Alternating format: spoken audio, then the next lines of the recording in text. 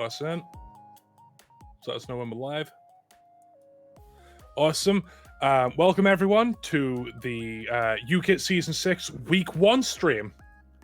I am here with Valkys. This is multiple people. The plural is Valkus. The singular is Valkus. Introduce yourself.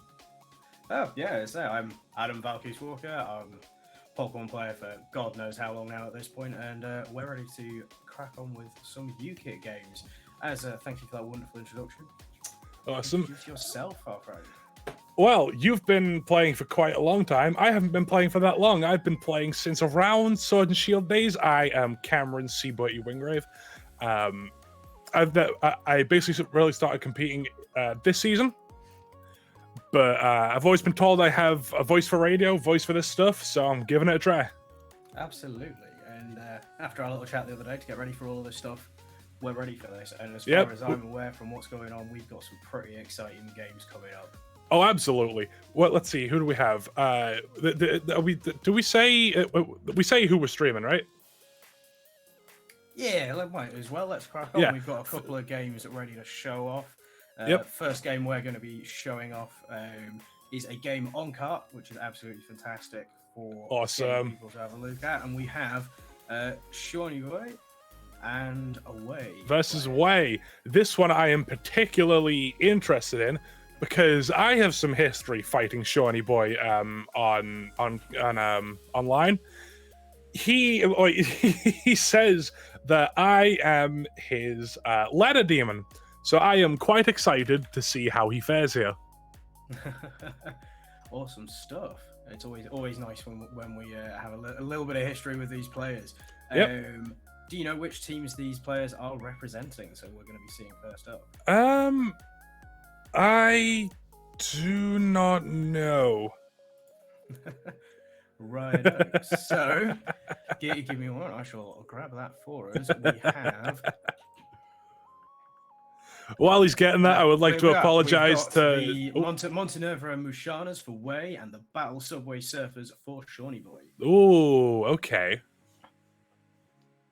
Next up for game 2, we're going to be having Teslobo versus Matsby. Do you want to tell us who their teams are?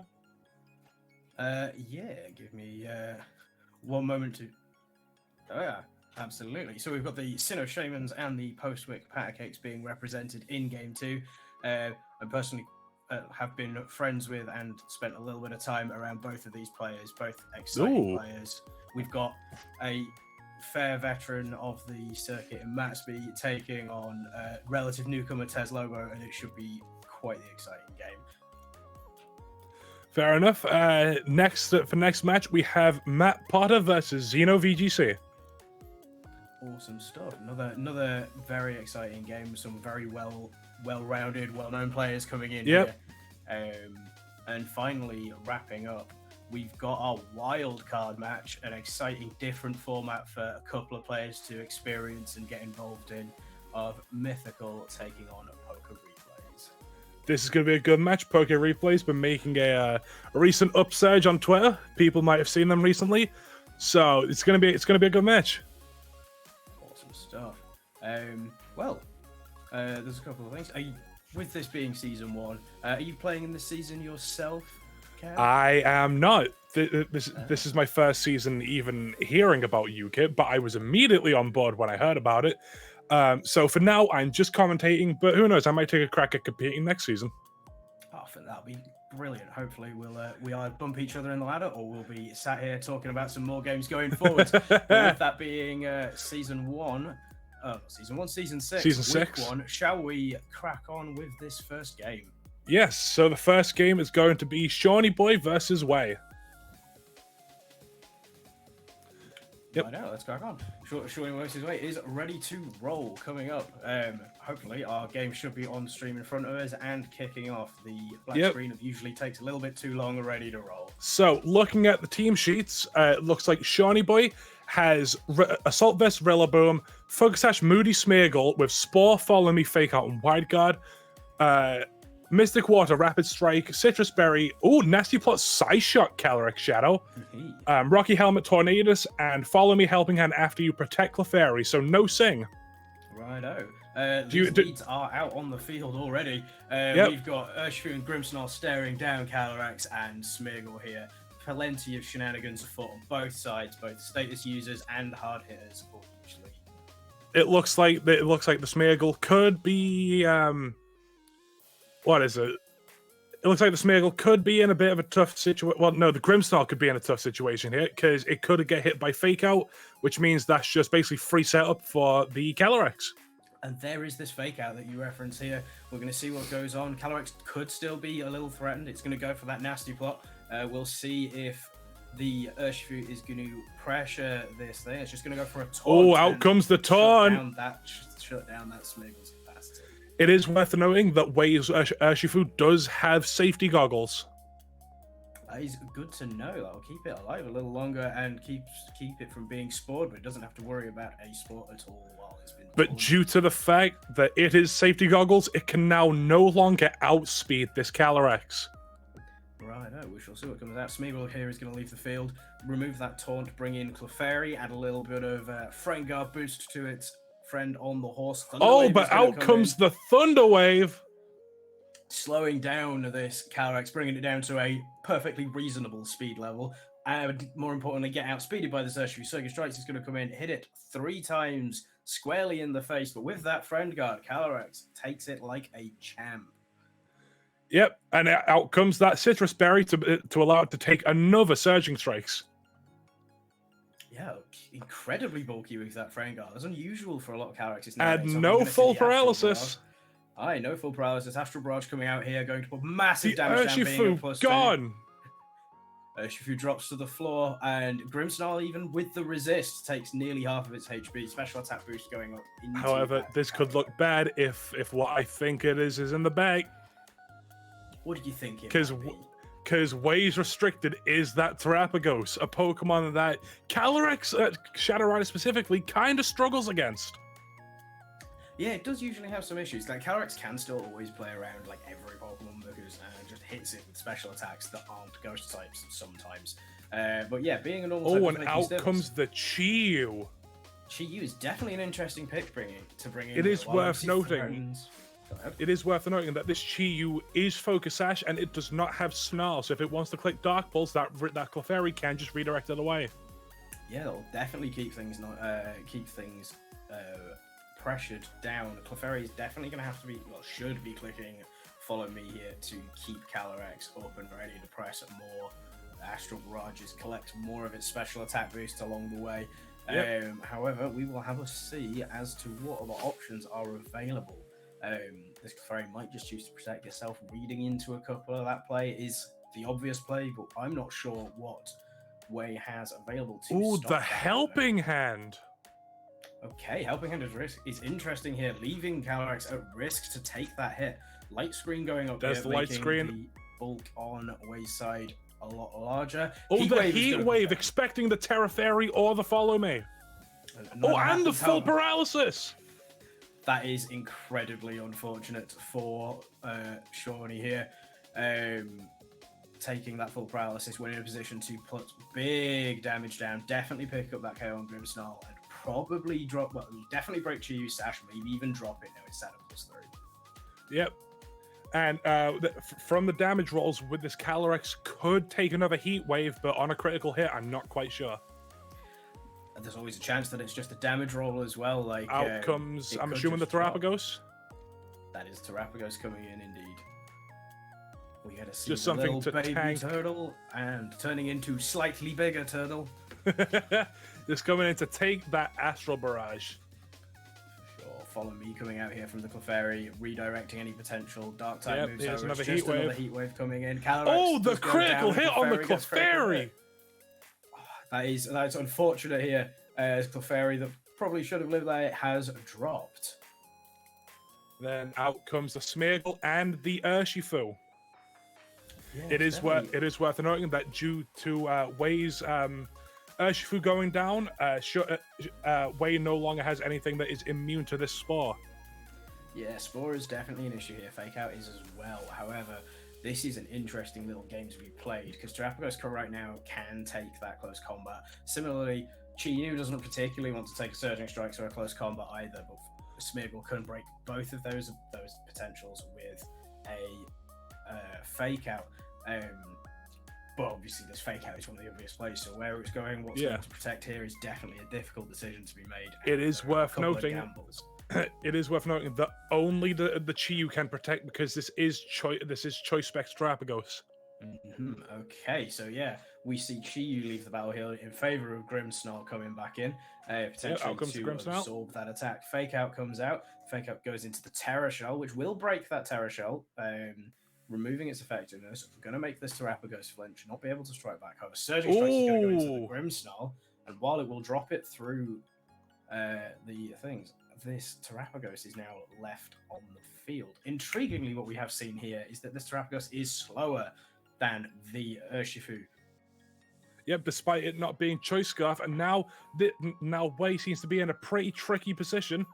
Okay, the stats from Moody don't really matter right now, but the Terapagos is in a pretty sticky situation, because do you try and like stop the spore? Do you double into the Smeagol, expecting to detect on the Urshifu? There are quite a lot of options here. Let's see what they do. Yeah, plenty of options for both players to run around with.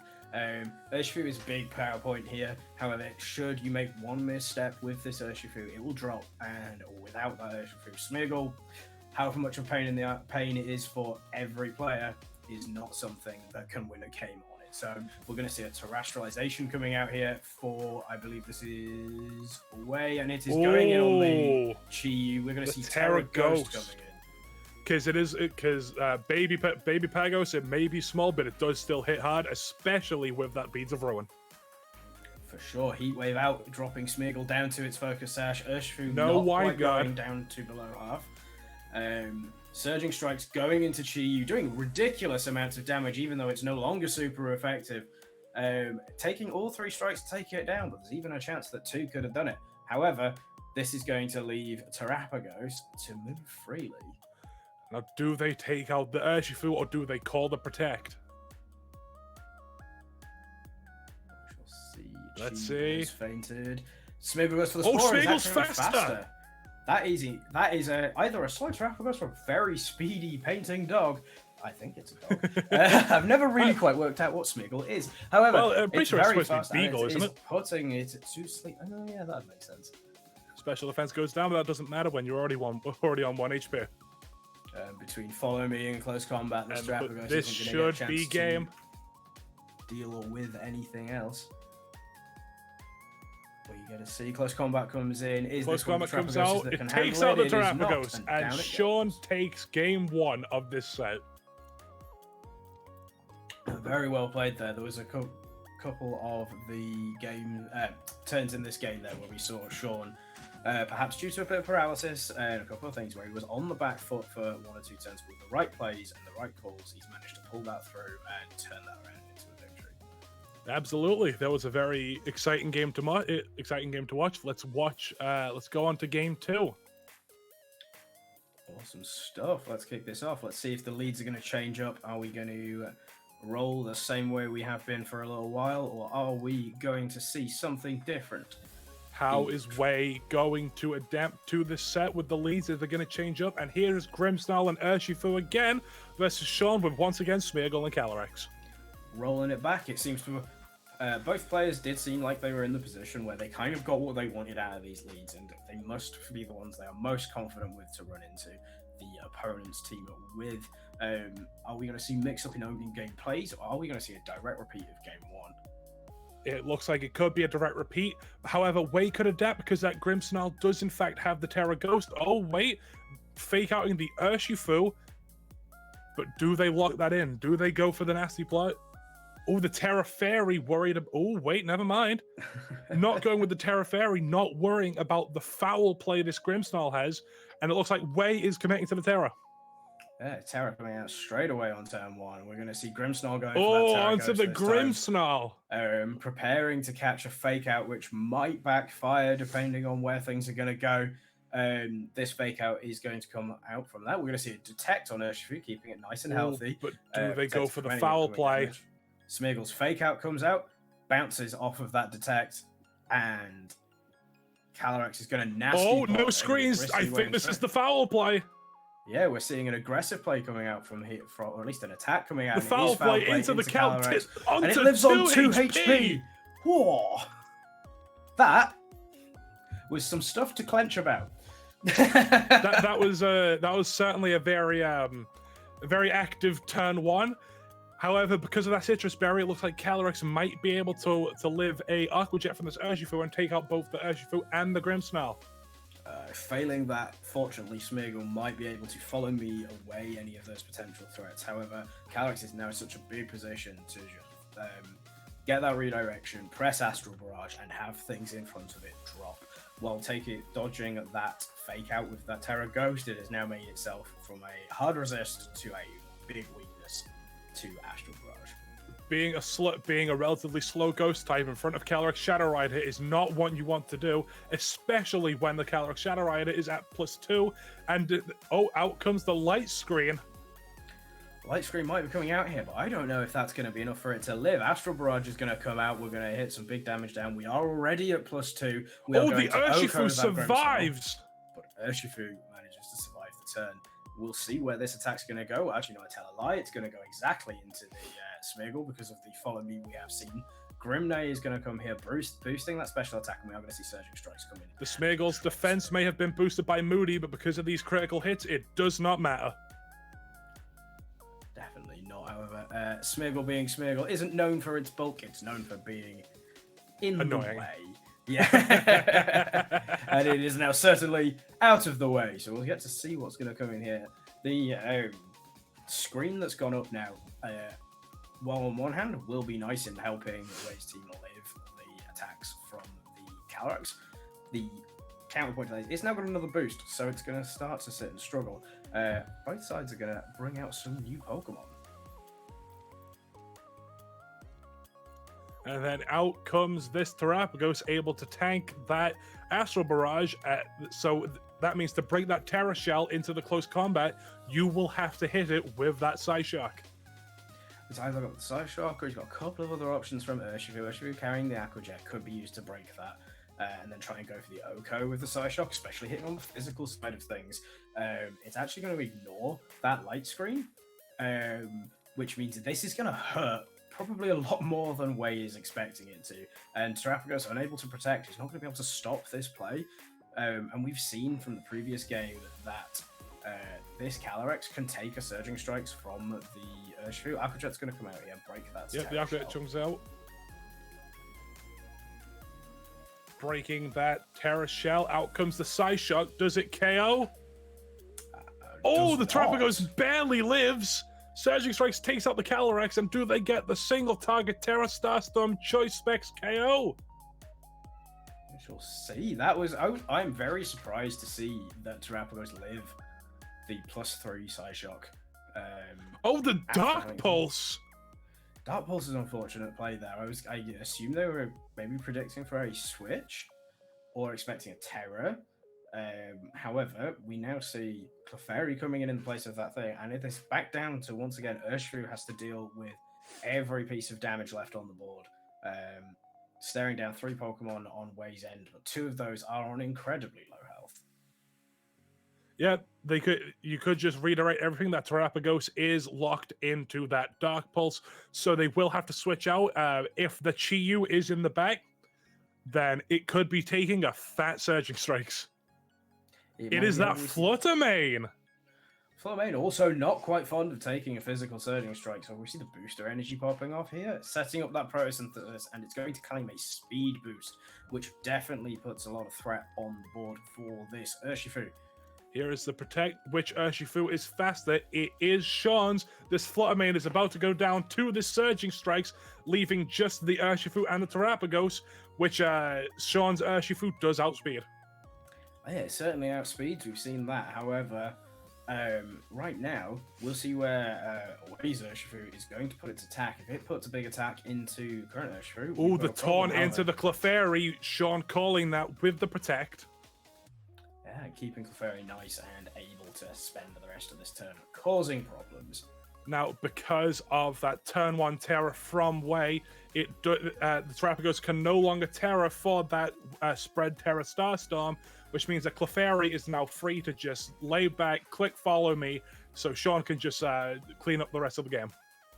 Yeah, it definitely would appear that way. It's just kind of going through the motions at this point. We're going to see Clefairy going for Terra into that Terra Grass, I believe I saw from the selection. We'll see what hat it's going to put on. It is the flower going on the head of the take that Pokemon. Surging Strikes. Terra Grass, and absolutely, it will put this Pokemon in a better position to take a Surging Strikes.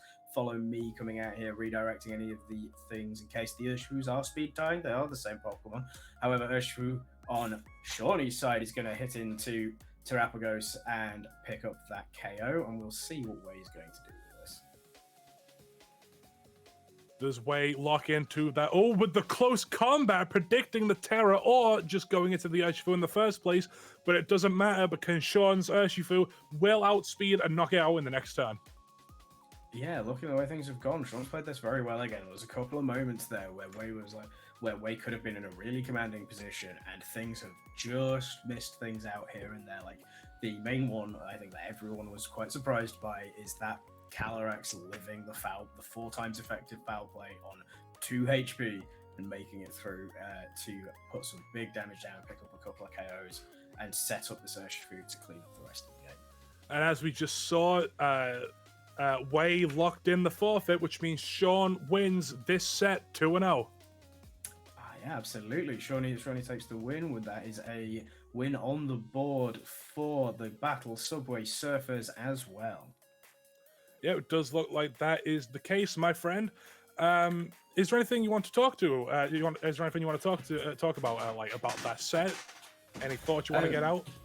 I think for me, the thing that was quite interesting there is while both players had, from what looked like from the outside perspective, fairly like standard teams, there was a couple of fewer not non-standard options, but not the standard option on a lot running around. So Smeargle doesn't see as much play anymore as it has done in the past, even though it is the Pokemon capable of doing absolutely everything, as long as that everything isn't damage. Similarly, seeing Clefairy, I don't know. Very... Have you seen the belly drum technician Terranormal population bomb set? I don't know. we aren't in singles anymore.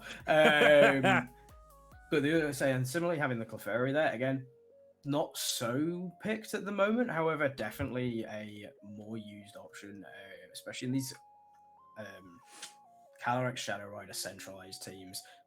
So where these teams are set to enable this one Pokemon to sweep through everything, and it has a couple of other hard sweepers alongside it to let it keep rolling. One thing that I wanted to mention about that set was that in Calyrex Shadow versus Terrapagos sets, you will often see the Calyrex user not bring their Calyrex, but as we just saw, Sean didn't let that get to him, and he kept bringing that Calyrex, and eventually it did pay off, bringing down the HP of that Terrapagos with that Side Shot, taking out the Grimmsnarl, bringing the Urshifu down in game 2, like to low HP in game 2, taking it down in game 1, just overall putting a lot of work in this, like, honestly pretty poor matchup. Yeah, for sure. And it just proves that with a little bit of preparation and good play, you can play yourself out of any situation there. Exactly. Even if it feels like it's not the best matchup for you, you can absolutely pull that through with just a little bit of good play. Yep. Just a little note about the players. Sean, he's played 1 season and he got points at most regionals he attended. And for Way, this is their first season of VGC. They won a PC in Birmingham, and they got top 256 at Liverpool Regional. So 2 fairly new, but as we just saw, fairly competent players. Yeah, absolutely. And what that does for the Mushanas versus the Subway Surfers, that wraps up the set in favor of the Mushanas. Despite Shawnee's victory there, clawing back a little bit more, the Mushanas taking home a 1, 2, 3, 4 wins versus 2. Fair enough. Shall we move on to the next set, which is Teslobo versus Matsby? We already said earlier what teams they are from. Just a bit of notes about Teslobo. they've been playing VGC for about 6 months, but they won an MSS very recently. And for Matsby, they got Worlds Day 2 in 2016, multiple regional top cuts, and they say they are currently washed. So shall we move on to this set to see if that's true? Yes. Yeah, a little bit of a David versus Goliath set ready to go, but this is definitely going to be an interesting one. And a quick note on the teams where we are at the moment, the score is 3 wins to the Sinnoh Shamans and 2 wins to the Postwick Powder Cakes. So this is either going to be a decider on whether this set is a draw or a victory for the Shamans. Now, taking a look at these teams, it does appear to be a Koraidon mirror, with one of them being Choice Band, the other one being Clear Amulet. The Choice Band one carrying Collision Course, Flare Blitz, U-Turn, and Breaking Swipe. And the Clear Amulet one carrying the usual Collision Course, Flare Blitz, and Flame Charge. Yeah, I think Breaking Swipe on something like the Choice Band set is definitely an interesting way to run, because it will keep it gives that Pokemon a bit of utility when it is in a position where it can't do anything. And while Koraidon isn't one of those Pokemon traditionally, sometimes it might be. However, with our game on Showdown, we'll be perhaps running at a slightly different pace for this one, so bear with us. But I've just noticed something about Teslobo's team. This this Golden Go, I don't know if it's affected by the move. Oh wait, this Koraidon, it potentially can't stick with those speed boosts because this Chempao does have Haze. Okay, Haze on Chempao is definitely interesting. We'll see if that comes into play in this as we kick off this game. Can also get rid of the speed drops from Matsby's Fluttermane because of that Icy Wind. And shall we get into the set? Absolutely, let's kick it off. Turn 1 coming here. We're going to see the leads coming out for both players. Matsby leading out here with Grimmsnarl and Fluttermane. Teslobo coming out with Incineroar and the Fluttermane as well. 2 long-haired ghosts staring down at each other. The fake out comes out. Grimmsnarl does flinch, and which Fluttermane is faster? The opposing Fluttermane does avoid the Icy Wind. Yeah, missing the Ice Wind. Here's the Dazzling Gleam because of no light screen that Grimmsnarl does drop. Yeah, losing Grimmsnarl turn 1 there to the fake out, not being able to get up any screens or any form of control is unfortunate. And then missing with that Icy Wind as well, just to bring that Fluttermane under, guarantee it will be under the speed of Koraidon and potentially even the Ogerpon.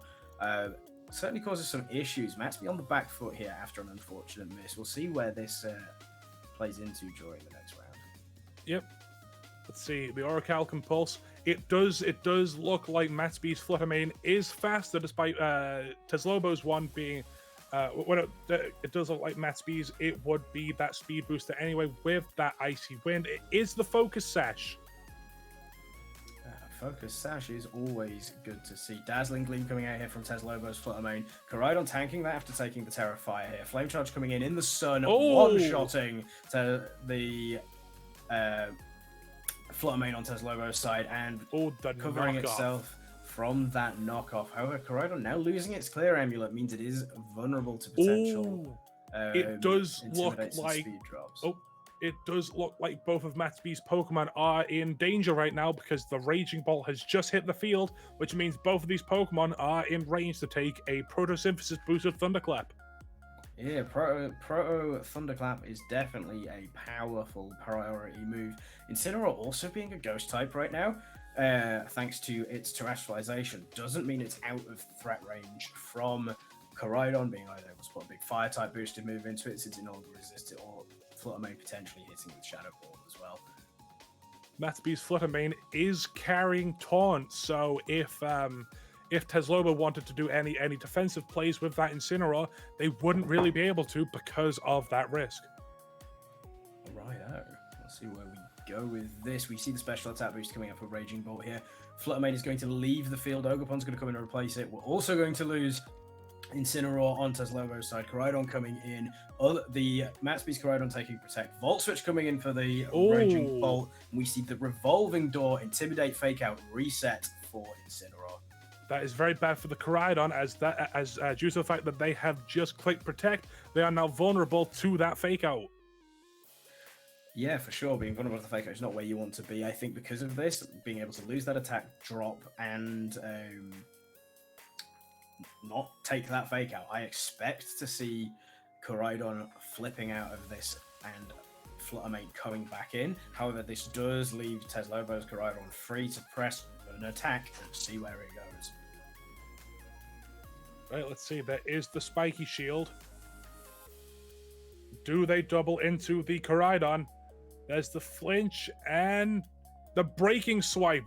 I forgot this is the choice band variant, and it doesn't drop, but it does look like the next turn it will be doing negligible damage. We say negligible. Koraidon does still hit like a freight train, even when it's missing some of its attacks first, especially while it's got that boost from the sun. However, yes, at half damage, it is definitely going to be a lot more underwhelming.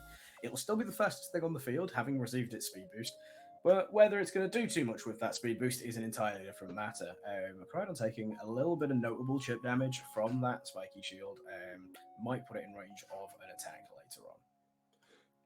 Okay, let's see what happens. The Fluttermane does come back in, being able to take that breaking swipe as Teslobo is able to lock into it. Out comes the Raging Bolt again. The Ivy Cudgel into the Incineroar. I'm expecting a parting shot into that Fluttermane. Here we go. Hit the Koraidon, comes back in. Yeah, Koraidon hitting the field here. That is a nice revolving door. It neuters this Fluttermane, keeping the team on Teslobo's side quite healthy.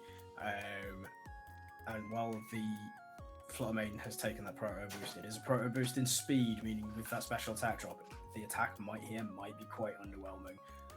Whether Koraidon is still scared of that fairy type move is an entirely different matter, but Raging Bolt might have something to say about that. Yep, it is worth noting the Matsby does still have that follow me on the Ogerpon, so they could just take away the Thunderclap and just try to take out the Koraidon. So let's see what happens, because 2 dragon types on the field doesn't seem very good for, against the Flutterman. Incineroar coming back in here, hitting the Intimidate. Follow me coming out as you predicted to try and absorb the Thunderclap. However, there is no Thunderclap to be had. It is once again another Volt Switch coming out. It's not very effective, but still doing very good damage. The Moonblast from Fluttermane hitting Incineroar and doing fairly negligible damage in the grand scheme of Incineroars, being at -1 from taking that parting shot earlier. Yep, we don't know if that was a roll or not. It did 30%. If that was a high roll, then this Incineroar might still be able to take another Moonblast. Yeah, there's a little chance it might. Ogerpon here also not doing terribly healthy and hasn't put as much damage down on the board as I'm sure Matsby would have wanted it to do. Koraidon on Tez's side definitely looking quite dominant now. See what happens. Raging Bolt comes back in. Oh, the Moonblast! Is this the double? It is the double. Despite being -2, the Incineroar does still drop. Yeah, definitely good reads from Matsby. And if he's going to pull this boy back into the game, that is one way to do it. With Koraidon coming back to the field, we're seeing resets on that Sun, Protosynthesis boots going back up for Fluttermane and Raging Bolt, putting everything back in. Question marks on speed ranges and question marks on living the Thunderclap attacks. Koraidon, though, Fortes still looking very powerful right now. If a little worried about this Fluttermane at -1, 4 times effective, it's still going to go, and it doesn't have its ability to terrestrialize and keep itself healthy. They could redirect away the Thunderclap, try to take out the Koraidon, but that Raging Bolt would still be a problem for all 3 of these Pokemon on Matsby's side, because from what I remember, they are in range of that Thunderclap. Maybe not Ogerpon, but they could work around that.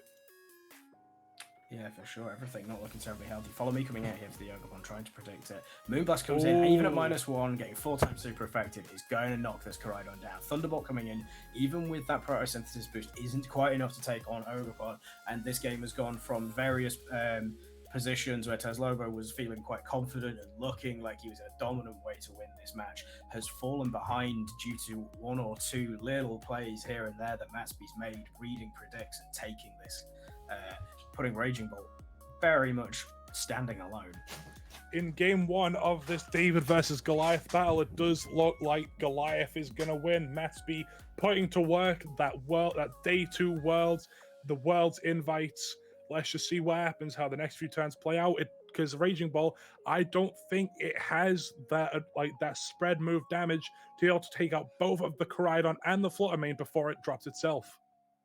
Yeah, I think it's definitely going to be a bit of a sitting duck here as we go into these final turns to wrap up the game. Flutter Mane or Koraidon, whichever one doesn't catch a Thunderclap is going to go down here. So you'd go for the Flutter Mane, you get that knowledge and know that even with your special attack boost, you actually only do maybe 45%. 48% specifically to that Flutter Mane, and puts you in with some. Well, you're not winning this game. You're going into the next one with quite a lot more knowledge. Oh, absolutely. You know more about the speed tiers. You know more about the rolls, the damage. Just a lot of information that could be put to good use in this next set, like in this next match, because we saw that a lot of those damage rolls were very important.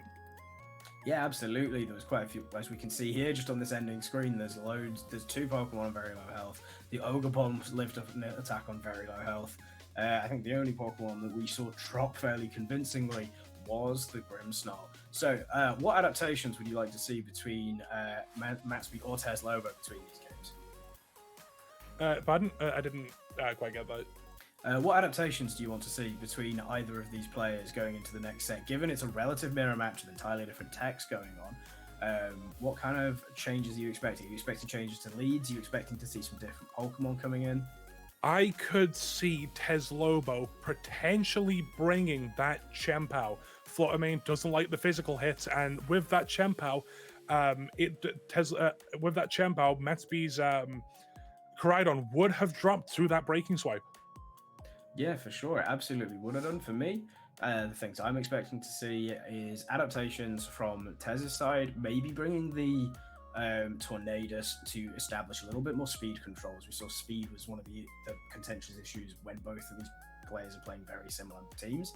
And from Matsby's side of things, Golden Go is really threatened by quite a lot on the team. But also, Golden Go historically has had a potential to just, with a good Terra type, turn around and start pumping damage through. So there's a little chance we could see that here too.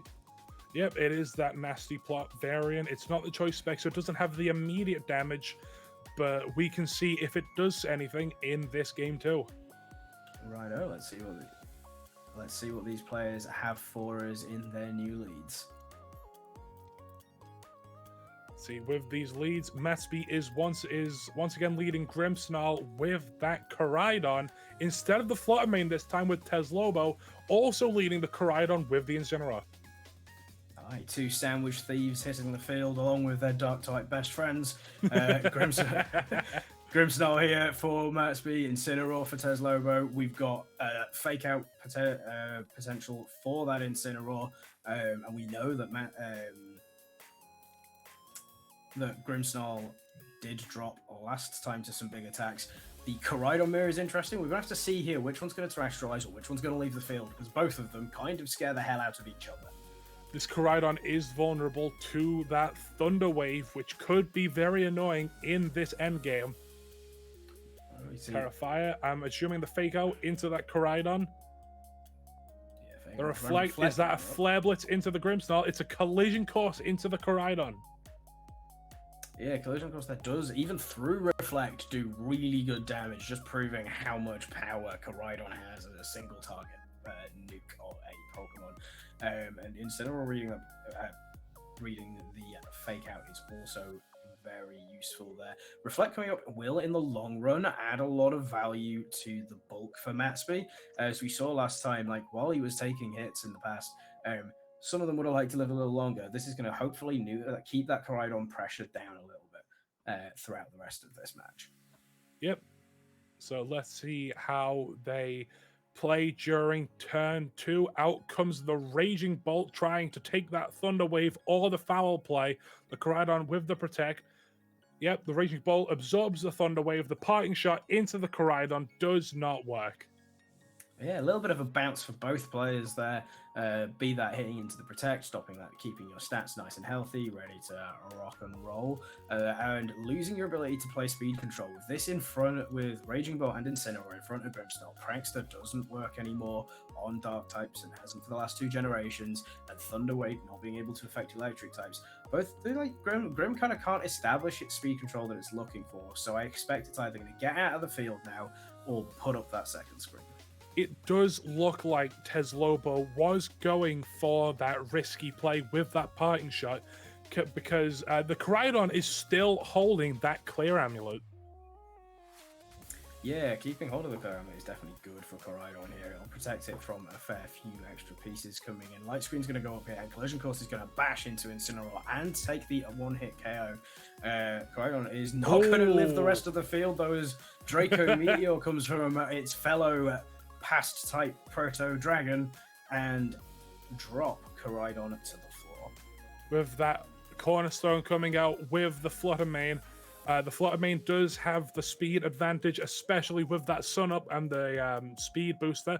But the Thunder Wave from Grimmsnarl, if it doesn't miss, it could sort that out. There's always a chance for it to miss. I think everyone's been burned by it. Speaking of it missing, there it is. It's like you're a wizard. Moonblast coming out into the Ogerpon, receiving a lot of damage, even through the light screen being up.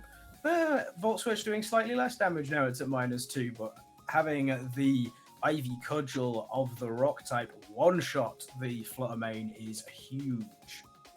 Yep, that Thunder Wave miss does hurt the Ogerpon a bit, as it would have been able to outspeed and take it out if the Thunder Wave did hit. But due to the fact that the Thunder Wave did miss, the Ogerpon no longer has that sturdy. Yeah, it doesn't have it sturdy, and it's definitely potentially sitting duck in front of Koraidon right now. But we've still got screens up, so there is a chance it could live things, but that's a bit of a question. We're going to the next round. Thunderwave is going to go out once again. It's going to slow down that Koraidon so that it can take an Ivy Cudgel. One-hit KO! Yeah, absolutely. Regretting that Terra Fire from earlier. Ogerpon then catches that Thunderbolt, lives on such a low health. These screens coming in clutch, keeping things alive again. As we, once again, Raging Bolt is left staring down a party of 3. Yep. So let's see, can this Raging Bolt clutch the match? It does have to go for those electric moves into the Grimmsnarl. It is immune to that Draco Meteor. Yeah, it'll be immune to those. However, we're going to be looking for some crits to get through these screens. We see Ogerpon drops the Thunderclap, at least keeping things down. Oh, the Flutter Mane does come out. The Raging Bolt does not want to see that being a Dragon type in front of 2 different Fairy types. It can't click that Draco Meteor, the nuke button that it so rarely wants. It can't have that anymore. It needs to use those electric moves. Yeah, and with these screens up and a very specially defensive Pokemon in Flutter Mane, it might not have the health, but it has the special defense to take these hits. We're going to see how many Thunderbolts Raging Bolt can get through before it drops, but I get the feeling a foul play and a Moonblast might be enough to wrap it up this turn, especially with that Terra Fairy. Terra Fairy, out comes that Thunderclap. There is no crit. The Moonblast into the Grimmsnarl! Oh, that feels just a little, potentially a little bit of BM. However, I do believe that a Moonblast here might still be enough. Let's see, the Thunderclap into the Flutter Mane. Oh, and the critical hit. That it looks like from the chat that was a mistake, but from everyone else, it looks like that was just disrespectful. But no, yeah, as we can see from the game log, that was a mistake. As I'm sure people who have tried playing Showdown on phone have done in the past, it can be one of those little sort of dodgy things. You'll click it and phone screens being phone screens half the time don't know where your hands are, and if you click the wrong thing on Showdown, which doesn't let you go back sometimes, it happens, so it's okay. It's not as potentially devastating as it might have felt. But yeah, no, that was a very convincing set for Matsby there, taking on Teslobo, and that will wrap up that set into a draw for the Post-It Pancakes and the Sinnoh Shakers. Now, it does look like, as you mentioned, it was that David and Goliath battle. It does look like Goliath did win Metsby with that World's Day 2, the multiple regional top cuts, proving that they might not be washed like they said they were. Yeah, there's every time you wash something, it gets a little cleaner, and some of the plays in there were certainly quite clean. Yep, absolutely. A very clean match, a very dominant match on Metsby's side, despite the unluckiness with the icy wind miss, the thunder wave miss. Yeah, it's definitely something that can happen. However, sometimes you can play through it, and Tez definitely made some really good plays in there. There were some really good reads, especially in that game 1 when we saw that revolving door of the Incineroar after having taken the clear amulet away from the opposing Koraidon, allowing it to start neutering these different Pokemon, and with just a couple of little different things here and there, or a couple of potentially even damage rolls, we saw all 3 Pokemon on Matsby's side in that game 1 were down in the red. Yep. So overall, just a very clean match. We didn't see the choice band on that Koraidon come into play too much. Maybe they would have liked the clear amulet a bit more, maybe some setup with the swords dance. But overall, a clean match of Koraidon versus Koraidon, the Raging Bolts, just everything in the past, the caveman battle. Yeah, that is certainly one way to put it. However, I think we are ready to roll for our 3rd game between the Kung Fu Fighters and the Galar Mining Society of Xeno VGC and the Postman NP. Yep. So from the team sheets, let's see, what do we have? We have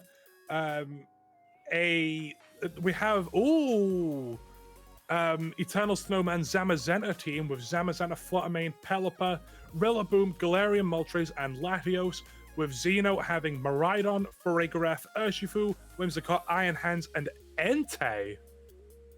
Entei is a very exciting Pokemon to see, and coming out here, we've got leads rolling. We've got Zamazenta and Fluttermane staring down the Entei and the Whimsicott. Speed control available on both sides. Zamazenta, I'd like to say threatened by Entei. It's threatened by the burn of Sacred Fire, because Zamazenta's bulk is so ridiculous, it probably will still take three Sacred Fires to bring that down. Yep, and especially due to the fact that this is the Iron Defense version of Zamazenta and not that Wide Guard, but the Fluttermane does get burned by the Sacred Fire, so despite living the actual Sacred Fire itself, it will be dropping when the turn is over due to the burn. Yeah, it lives enough though to get an Icy Wind off to slightly negate some of that speed boost from the tail, and Body Press going to come into the Entei here doing really big damage. Entei is not looking terribly healthy, but neither is this Fluttermane, as that burn takes away that final 7 HP and causes it to return back to its trainer. Yep. So it does look like the Rillaboom or the Latios are in the back. The Latios is coming in, able to take those Sacred Fires, those Stomping Tantrums. It does look like the Zamazenta does not want to be encored into something, so it is going for that Protect. Oh, it's one of those risks, like going for a Protect in front of a Whimsicott is always dangerous, because on one hand, yes, you protect yourself from being encored into a move you don't want to be encored into, but a move you don't want to be encored into half the time is Protect. So there's a potential there for a fair few problems rolling around. Entei here going for Protect, Zamazenta going for Protect, Dogs keeping themselves safe. What is our Dragon and Fairy leaving itself wide open. Whimsicott ever going for Moonblast, doing big damage into Latios and dropping that special attack. That'll be big later into this game. It might even be big now as Luster Purge comes in, connects with Whimsicott, and lives thanks to that special attack drop. Yep, that is very big. That special defense, special attack drop coming in clutch, allowing it to live that Luster Purge, meaning that it is now free to encore the Zamazenta into that Protect. Yeah, living that turn is fantastic for Whimsicott. He'll be able to put so much pressure and lock down either Pokemon. Entei being low health isn't amazing. However, most Enteis are carrying extreme speed here, and I think that Latios now is sat in extreme speed range. So here we are, extreme speed coming out extreme and speed. KOing the Latios. And will we see that Prankster Encore going to lock down the Zamazenta? We are. Yep, It is now here locked into is Protect. the Encore. It locked into Protect and has no opportunity to switch and get out of this fight anymore. Will be sat there protecting for the next 3, 4, however long Whimsicott is left on the field. This does look like a pretty bad spot for who's this? Is this Zeno with the well, no, Zeno's one with the Entei. This does look like this does look like a bad spot for Matt. Yeah, I have got the team sheets. Matt is the one with the Zamazenta.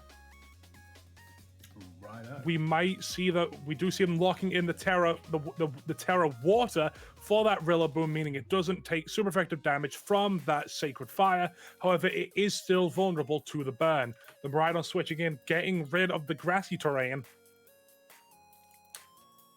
Yeah, taking away the grassy terrain is always a good thing coming out. However, we're going to see terrestrialization coming out for Rillaboom, going into that Terra Water. Potentially now, not very happy seeing Miraidon on the other side of the field from that Terra. Zamazenta is protecting once again, thanks to its Encore. It thought it was that good, it needed to carry on. Sacred Fire is going to come out and it's going to absorb that hit quite well into the Terra Water. Rillaboom itself is just going to go for a Wood Hammer. It's just going to bonk into Miraidon, be not very effective. Take a little bit of recall. Normally, Rillaboom is good into this Miraidon, but due to that Terra Water, it doesn't really want to see it that much. The Zamazenta still locked into that Protect. The Rillaboom not being able to hit the Miraidon very hard, it does look like Zeno is going to be able to lock this game up. Yeah. So, we're going to have another terrestrialization coming out onto the field. Here, we're going to see Miraidon going for that Terra. What Terra type is it going to be holding? It's going to be holding Electric, so it's looking to be pumping out some ridiculous damage. I'm expecting the discharge. It'll either be a discharge here or potentially just going for that Electro Drift to deal with whatever HP thing Zamazenta has left. Rillaboom is going to go for... it's going to eat an Extreme Speed, rather, and Entei is going to die to its own Light Orb recoil there. So we are going to see Electro Drift coming out from Miraidon. There is going to be some ridiculous damage coming through. It's going to start spinning, it's going to crash into Zamazenta, and it is going to reduce its HP to 0 from fall. Yep, and now with that Terra Water Rillaboom versus the Terra Electric Miraidon, this could drop. Oh, it doesn't drop to the Wood Hammer. It could have done with a critical hit because it did lose that Dragon type while terrestrializing. Yeah, we now see Marco Fierro's Iron Hands hitting the field.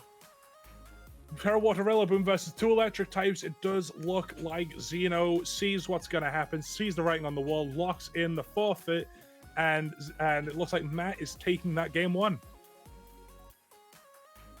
Yeah, so that was definitely an interesting game to see. Once again, we are yet to see... We haven't seen Miraidon or Zamazenta on stream today yet, so this is the first time having a look at these Pokemon.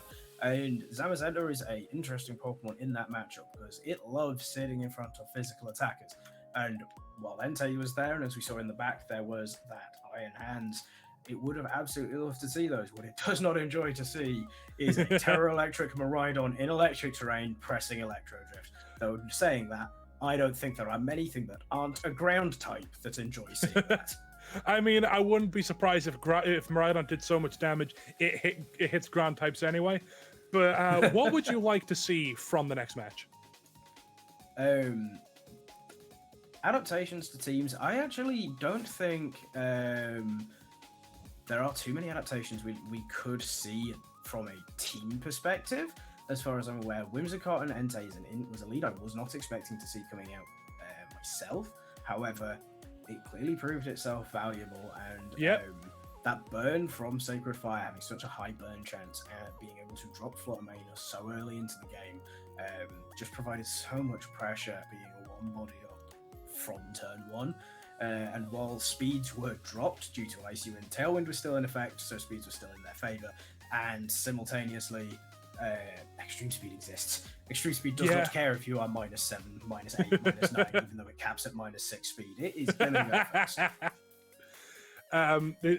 And like due to that life orb, it was only able to drop that flutter main because of that life orb item instead of the usual assault vest. However, a big part of that match did come from that Moonblast from the Whimsicott dropping the special attack on that Latios, allowing it to live the Luster Purge and therefore encore the Zamazenta into the Protect, which did allow Matt to, kind of just wrap the game up. From the next set, I would kind of like to see the Frigoref, the one on my shoulder right here, but because he won game 1, we might not see many adaptations from Matt, but we'll just have to see what happens. Yeah, something I definitely find when I'm playing, and I think quite a lot of players do a lot of the time as well, is you've got two choices in this situation. If you've won that game, do you go with the same thing because it's clearly just worked for you, or do you expect your opponent's adaptations, predict that, and try and lead into it, but that always has that little gamble of something that could just go wrong. Yep, absolutely. But we will find out which of those decisions they decide to go for as we roll into our next few turns. Players are going to be leading their Pokemon once again. Once we get through the black screen of loading, the player cards come together, both of them showing off some of their favorite Pokemon, and we are ready to let these Pokemon out of their Pokeballs. We do see the switch up with Miraidon Entei, as well as another switch up with the Latios and Fluttermane lead. Yes, it's definitely some interesting leads on both sides of things. We've got a lot of aggression coming out for Postman MP, and on Xeno's side, we've got lots of speed and a lot of power. We've got dragons for both players. This could be a very explosive set of turns going into this game. Let's see what happens. I don't think Miraidon would really appreciate an Icy Wind plus a Draco Meteor. I don't think anything would appreciate an Icy Wind, Draco Meteor, quite frankly. But we are going to see some attacks coming out. It looks like there is going to be speed control and a little bit of power coming through, but they're taking their time to make these decisions. Turn 1 is always incredibly important. Rhydon is going to leave the field. It's going to set its electric train and go, nope, I'm out. Whimsicott is going to drop in its place to catch any of these attacks. Icy Wind coming out for Fluttermane, dropping speeds, putting good damage into Whimsicott, actually. Entei, slightly less, but bringing these speeds down, ensuring that Latios is the Luster Purge. Down. The Whimsicott not going to be a problem for Xeno anymore, because it now has dropped turn 1. Yeah, it's definitely a turn of events, a much more fortunate turn 1 going on. Sacred Fire coming in here. Fluttermane's going to catch it. Is it going to burn again? And it does burn again. It does. 50% giving Entei Ho-Oh's special move has made Entei incredibly powerful. However, but this time it lives does not the drop to the burn. This is big. Keeping Fluttermane around for one more turn here is definitely exciting, and it's not something that can be dropped down. And out comes that single strike Urshifu. Yeah, single strike Urshifu looking very tasty here. Having Sucker Punch and Dark type moves in general staring down Fluttermane and Latios is something that could put some damage in, and there is nothing that Xeno even has in the back from this little screen we've got on display that wants to catch a Wicked Blow, assuming it's not catching a Sucker Punch. Yeah, so let's just see what happens. They do get that Rillaboom switch in. Trying to switch in a second Rillaboom, apparently. But it does look like we are getting that double switch, trying to switch in the Zamazenta onto that Latios to be able to tank that Wicked Blow. Yeah, double switches are one of those things in VGC that you don't get to see very often, because it's one of those plays that, like, unless you can guarantee you're not going to take much damage, you are not putting any of your foot on that gas to put some pressure on. So you're just hoping to relieve some of that pressure by getting yourself some better things out on the field for it. Zamazenta coming to hit the field along with Rillaboom. Zamazenta is going to get its Dauntless Shield. However, we are going to see the Protect from Urshifu, which is nice. Oh, the double Protect with the double switch. 2 different defensive plays. But now with basically 4 Pokemon fresh on the field, let's see how this next turn plays out. Yeah, both players wanting to take a little bit of a back seat on that turn, and strangely, I think in favor of Xeno being able to actually establish their ball presence in the way they want it. However, Urshifu getting a second detect up there is very lucky. Fake out coming in, eating into that detect, and we shall see, which I expect a body press is going to go in. Yeah, that double protect. This does leave Entei free to be spreading those sacred fires. Who does it go into? Into the Zamazenta. Does it burn? Doing a good amount of damage, and it doesn't burn. Absolutely. That is far more fortunate being able to stick around on the field a little longer thanks to it and absorb some of that grassy terrain healing. Zamazenta gets to be nice and chunky and carry on. Now, let's just see what happens. We could get the grassy glide into that wood, into that body press. That would also very much hurt the Miraidon if it comes in. But if the Miraidon does come in, it could reset the terrain, which means that the Entei could be free to Sacred Fire that Rillaboom. Yeah, Urshifu, doubling into that Urshifu is sort of safe because it can't protect, or it shouldn't be able to protect again. There's always that tiny chance. It could get the triple. Body Press is going to come out. It's going to put massive damage again into Entei. And the Rillaboom is faster! If you remember rightly from turn 1, Entei did catch that Icy Wind. It just in previous game. True. Extreme speed, so at -1. It's still a fairly speedy Rillaboom, though, for being able to outtake that, or potentially a slower in Entei. Entei does tend to want to go bulkier because it doesn't need the speed when it has that extreme speed. However, its speed wasn't very extreme as we just saw it get outsped by the monkey. Yeah, for sure. Urshifu coming back in on the field, down to the final 2 Pokemon there for for staring down Xeno, still full 4, even if Fluttermane isn't looking terribly healthy. Maybe only has 1 turn left in it thanks to its burn. But Latios, Zamazenta, and Rillaboom are all looking nice and healthy, able to potentially abuse the terrain. I expect Rillaboom to leave the field here to try and get grassy terrain back up in its favor. However, it's not. It's Zamazenta going to be leaving the field, bringing in Latios to catch these hands. I do like this play from Xeno, switching in that Fluttermane, so no matter what happens at the end of the turn, it does drop, meaning you get another free switch into the Rillaboom, getting rid of that electric terrain on Matt's side, because they no longer have any Pokemon in the back, meaning it is just this Miraidon and this Urshifu. We see Matt locking in the Terra Electric. What does it go into? Yes, definitely a couple of choices it could go into. However, I expect it's going to be Electro Drift going into Zamazenta again after it saw the Oko. However, into the Rillaboom! To that 3 HP. If that Fluttermane could lose more than 3, it would. However, right now, that is a 3-2-0, dropping back down, getting that switch in perfectly for Xeno. Wicked Blow going to come in and should pick up the Oko on Latios as it does, also dropping to 0. We have gone from a 2-on-4 to a 2-on-2 in the space of a single turn.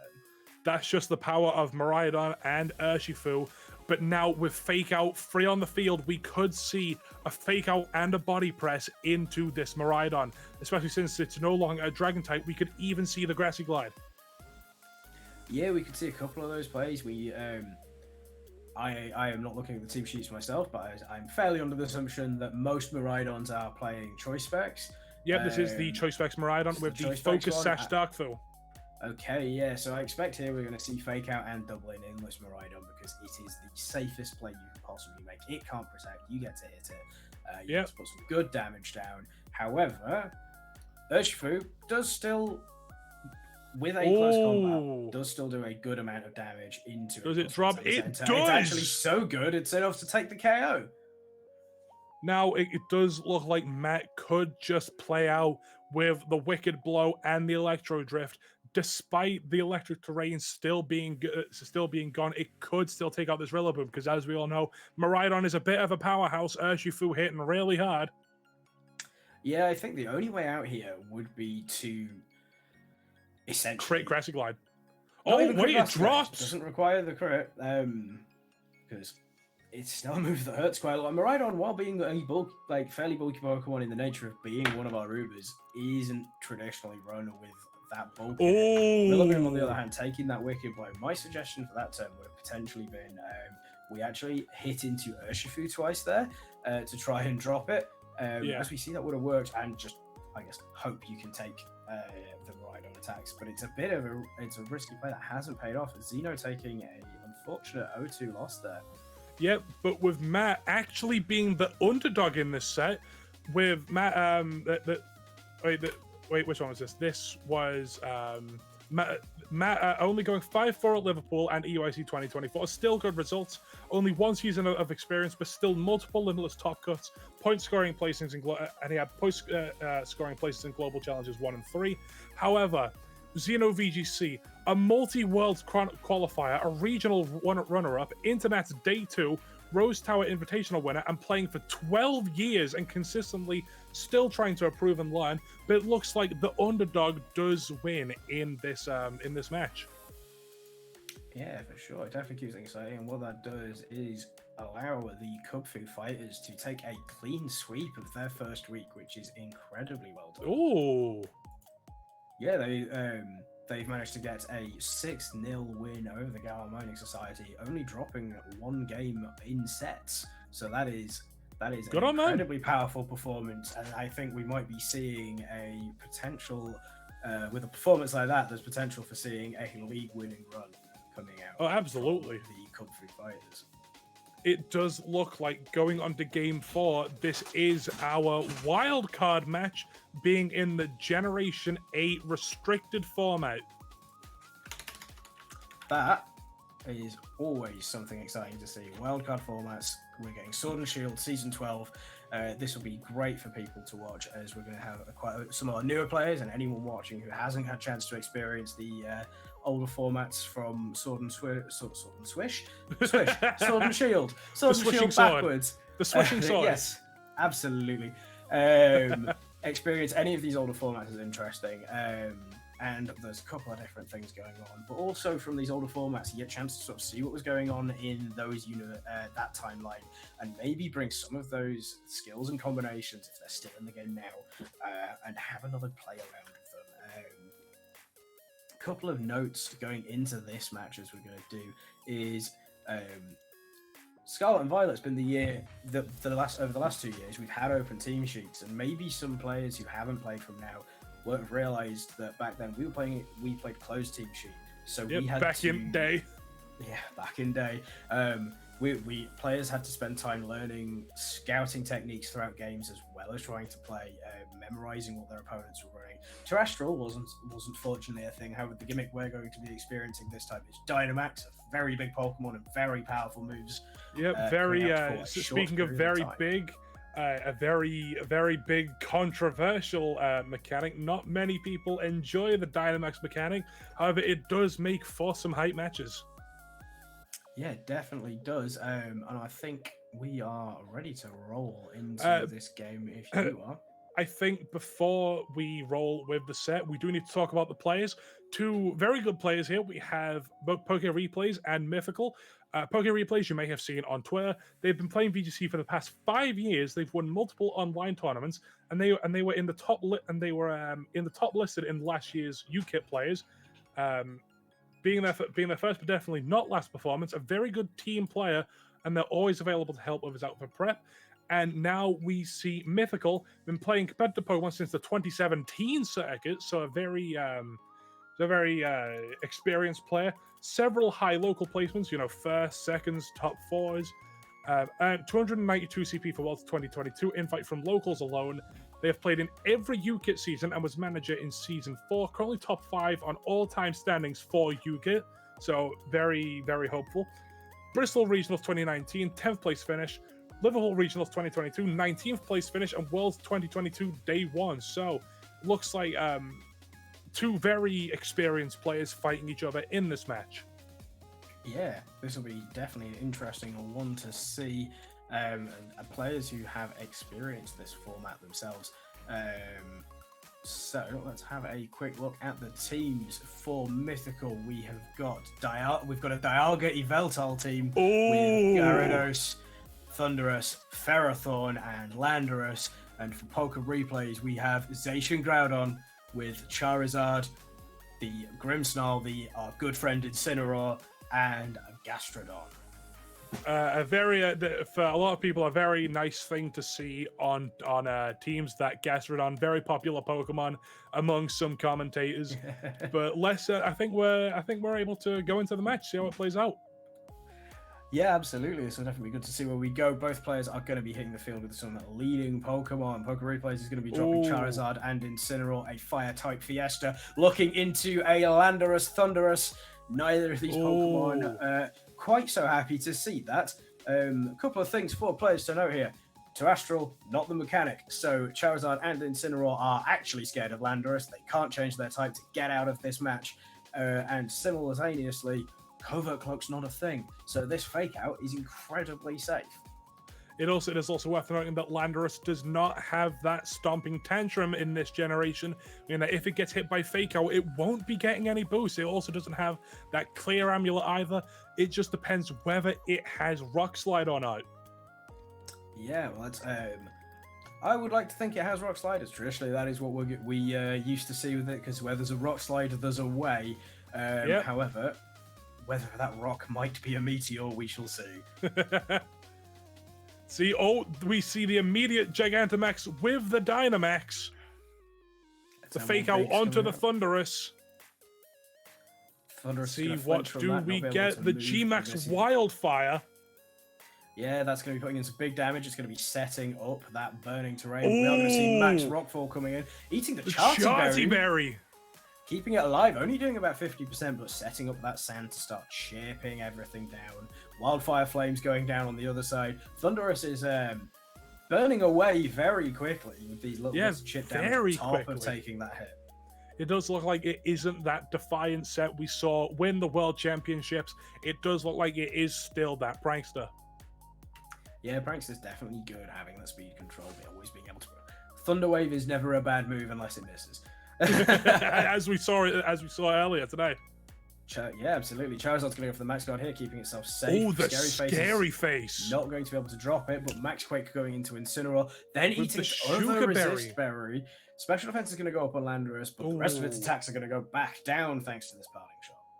The Zacian switching in with that Intrepid Sword boost. It is worth noting that Zacian, this was pre-nerf, so it's still got that outstanding attack stat, the broken ability. So let's just see what happens. The scary face into the Zacian. Do we see we see a Max Airstream? Yeah, Max Airstream here is going to be fantastic as a final Dynamax move. It's going to be setting up that speed for Zacian to just be able to hit everything on the field that it chooses. Really hard, really fast.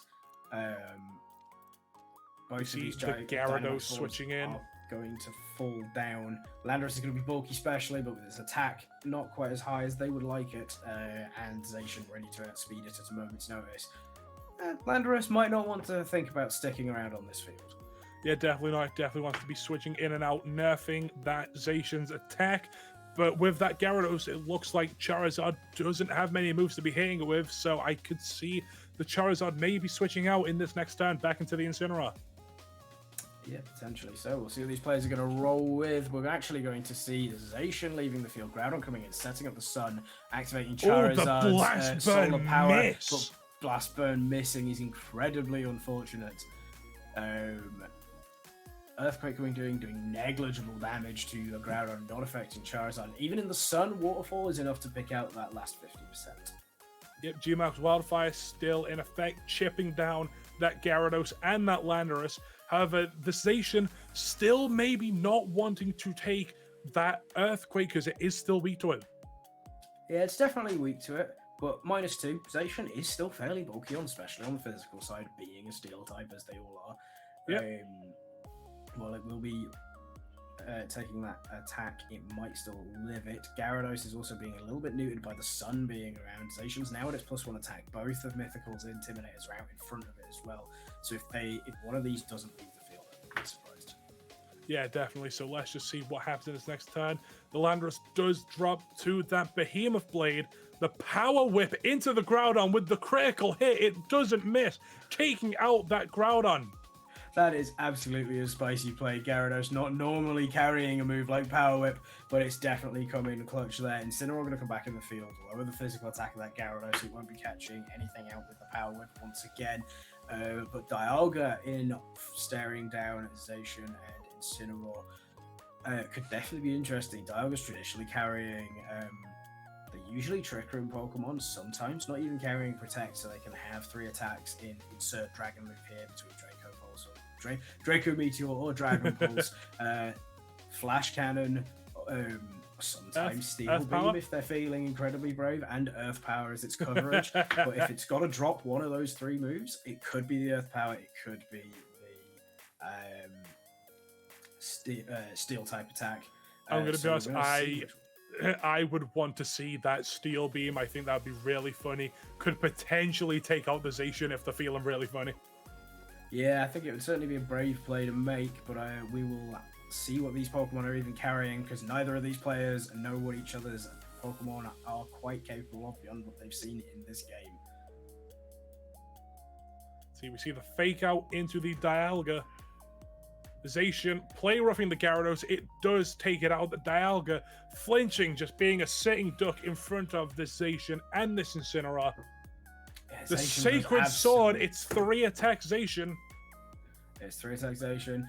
Does absolutely ridiculous amounts of damage. Oh, with the critical hit!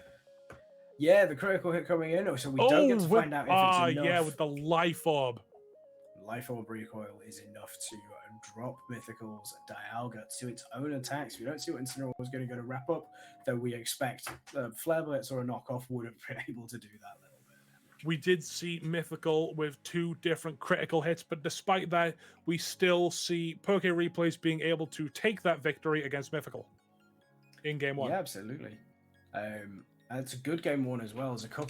We got a lot of knowledge about different players. I think one of the biggest sort of takeaways for there is from Poke Replay is seeing that Gyarados is carrying Power Whip, and it means that Gastrodon and Groudon are not happy to sit in front of it anymore.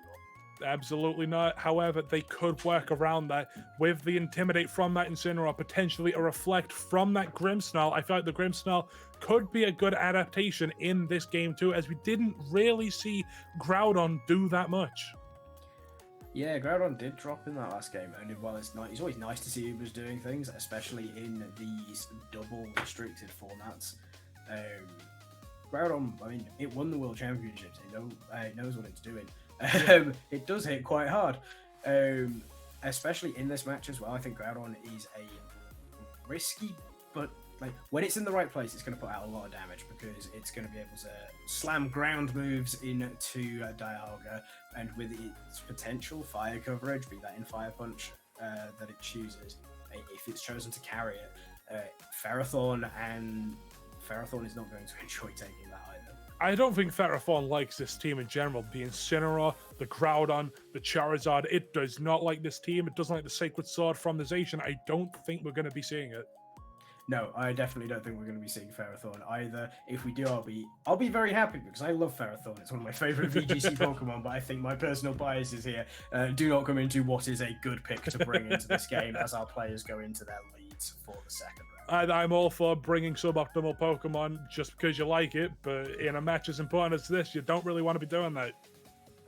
Yeah, definitely not. Our players are going to hit out leads in this next game, ready to go. We are going to play this turn. Charizard's going to come and hit the field, as is Incineroar. No change up for Poke Replays. For Mythical, we see Dialga and Thunderous even. The wrong genie in my head.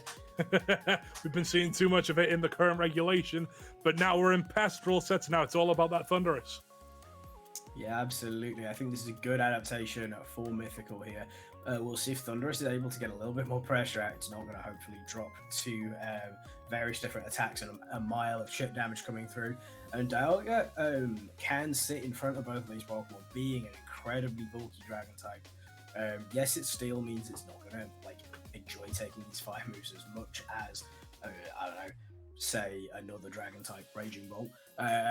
But It's still a bulky Pokemon. It will still be able to tank many of these hits and get up whatever it wants to do should Thunderous be the fake out target. Yes, absolutely. So we'll see what they lock into in this next turn. We see the Zacian switch in on, I'm assuming, a fake out into the Dialga, which won't affect it because it is Dynamax, but we don't see the fake out. The Max Wormwind almost dropping it. Whoo, well, that does some massive damage.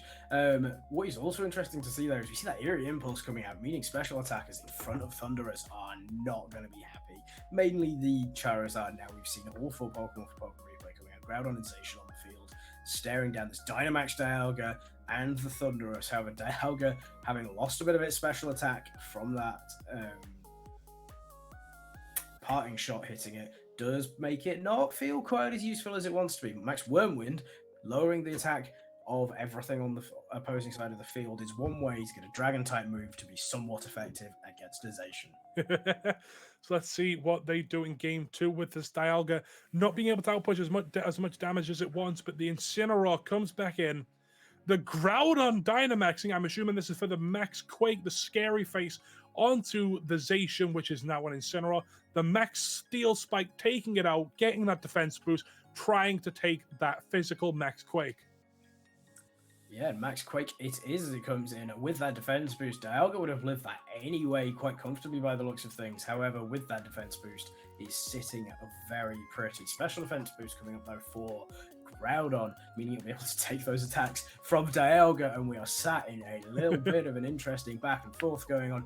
Zacian here staring down Dynamax Pokemon, really wanting to use its Behemoth Blade to deal that double damage to a Dynamax Pokemon. However, when that Dynamax Pokemon is a Steel type, how effective that double damage is going to be is still a question. Yep, so let's see what they lock into. Do we see another Max Quake? We see a Scary Face onto the Zacian. We see the Max Wormwind to lower that attack, deal some chip onto the Groudon. We see the Max Rockfall onto the Thunderous, getting rid of that Sun for the Sandstorm. The Zacian with the Sacred Sword into Dialga, almost taking it out. Almost taking it out, but not quite enough. The move ignores that defense boost that the Dialga has. However, Zacian, without its physical attack boost, now moving last on the field. It's quite a sad puppy, really, now, compared to the powerhouse and scary Rottweiler it's been in the past.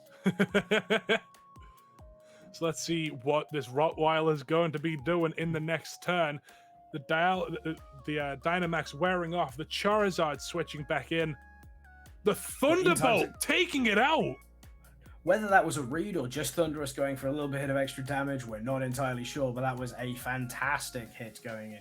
Max Flare coming out from Groudon, then resetting that sand back to the Sun. We are bouncing back and forth across these different weathers. I do not want to be in that stadium. Be getting sand in my eye that I wouldn't be able to see because of the blinding sun, but the Landorus does come in. The Zacian not wanting to be in the current situation because that Landorus, there's no longer an Incineroar to intimidate it, so it could deal big damage into that Zacian, especially with help of the Scary Face. Yeah, absolutely. I'll be dropping it down. It's whether the Landorus can weather the storm from Groudon, but at -2, Groudon's not going to be able to touch it anywhere near as much as it wants to do. Going into this next turn, Zacian is feeling like it's on the back foot. It's going to protect. It doesn't have it as attack boost, but it doesn't get its speed drop from Scary Face. Landorus is going to just be pressing Earthquake until the end of time. Big damage into Groudon, but it still lives. Sun boosted Fire Punch. At Probably -2 going for the burn there. Yeah, burn is definitely a way out of this game. However, they do not receive it on this occasion. So now it does look like Mythical might be locking up this game with the Scary Face and the Earthquake, taking out that Zacian, finishing off the Groudon, and Mythical takes game 2. Yeah, definitely a very exciting game 2. I think we're going to get to go to our first game 3 of the day as well. We shall put that Silver Scrapes on and get ready to roll. Both players making good adaptations that contain Poker Replays, changing the way he's played, but keeping the same 4 Pokemon coming out. And Mythical leading with that Dialga. It put in so much work and kept so much pressure. And Thunderous, when it was allowed to stick on that field and start playing its prankster tricks on people, it kept Pokemon down. Yep. So now let's see what these players will do to adapt in game 3. Let's get this started. We see the Zacian lead with, I'm assuming, with the Grimmsnarl switch up, with the Dialga, and I'm assuming the Thunderous again. Yeah, Dialga and Thunderous coming out for Mythical. We see Zacian and Grimmsnarl. I think this is a good adaptation for poker replays. What he saw in the last game was, especially towards that end, he just didn't have the bulk to survive the onslaught that Dialga was providing when it was bringing down the attack stats. So he started losing that race. I think bringing screens up here will be a really good idea. And these Grimmsnarls sometimes still used to carry Fake Out back in this generation, so it still brings that Fake Out pressure he's had from the lead. Insane, especially when you're still in this close team shoot format. We don't know that it's not carrying that fake out. It's just a turn you have to respect. Yeah, Grimmsnarl kind of a jack of all trades in this generation, as you don't really know what it's going to be having. So it could very much throw Fawn into Mythical side. See Dialga once again going for big Dynamax, incapable of going for that Max Wormwind in front of two fairies. Player off doing huge damage to Thunderous, taking the kill with a critical hit. However, Max Steel Spike coming in and Oko and Grimmsnarl in return. Both pranksters are off the field, having only caused a minor inconvenience. Yeah, definitely not pranksters, more just playing around. But that paralysis could be big in the end game. Yeah, I think that's definitely an interesting one, especially if you were to suffer a full paralysis in one of your Dynamax turns is absolutely crucial. Yeah, it could be absolutely devastating considering you only get 3 of them. For sure. Gyarados coming in here, intimidating Zacian, losing its special attack boost. Physical attack boost. And getting the special attacker, then the special attacker Charizard, not caring quite so much about that intimidate boost, but still not very happy to be seeing a water type on that other side of the field going in for it. I could definitely see the Groudon switching in for the Zacian, but we don't see that. We just see the Max Guard with the Sacred Sword into that Dialga. The Waterfall, the Max Guard being able to take that Waterfall. The Wormwind, also making sure that Zacian's attack can't be dropped anymore. Yeah, definitely a interesting and big turn there for that Max Guard coming in.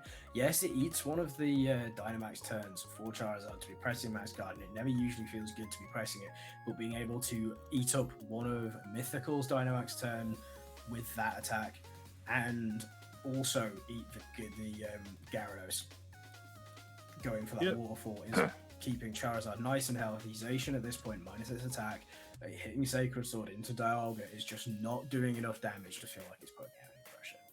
So less that attack boost, that attack drop from the Intimidate definitely mattering in this situation. But let's just see what happens in the next turn. We see Player Off going into Gyarados there, dropping its health low, and Max Airstream coming in to finish it off. The speed boost coming in is going to be big for both of these Pokemon later on into the turn. However, Whirlwind coming in does colossal damage to Charizard. I expected that to do a little less. Absolutely, but this is once again Life Orb Dialga. It is Life Orb Dialga, and it's also crucially lowering the attack again on Zacian, bringing it while it has that speed. Is it actually going to be able to output enough pressure and damage on the Pokemon Mythical as of the back? Let's see. I wonder if we're going to see what it is. I'm expecting that Incineroar would definitely come in handy with that Landorus hitting the field. But let's just see what is in the bag if we see a switch in. The Dynamax turns ending. Is this the Incineroar? It's the Groudon boosting the Charizard, boosting the power of G-Max Wildfire, taking out that Landorus. Yeah, that was a lot of damage going off in one attack. We see Power Gem coming in to finish it off, but losing Landorus in a single turn, especially like that, is not a great place to be. Zacian does not want to be eating any Intimidates or anything from Landorus. It doesn't want to be catching those Earthquakes either. But this leaves Dialga to stare down Poker Replays. Zacian and Groudon here.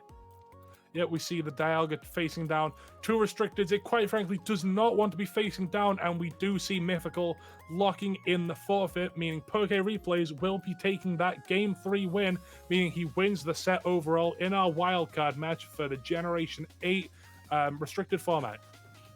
Awesome stuff. That was a fantastic match to watch. I love Absolutely. seeing these old formats, especially like formats that while I played it a little bit, I personally didn't get like super involved back in this one. It gave us great opportunities to see different Pokemon being played and interesting things to see that you could bring some of these strategies forwards into current generations. Like Dialga is something we don't see them. It's available, but we don't see it right now. Will we see it in our going when we go into our double restricted formats going forwards? Especially with that new Origin form it has, I could definitely see it working on certain Ursaluna teams. Yeah, let's try and make it work. But with that, that brings the final score for the. I'm on the wrong screen. The final score, the win goes to Poke Replays there, and that is another series of teams held up in a 3-3 tie. So, after all that we've seen, all four of the stream matches that we're going to be streaming. So, do you have any final thoughts you want to get out?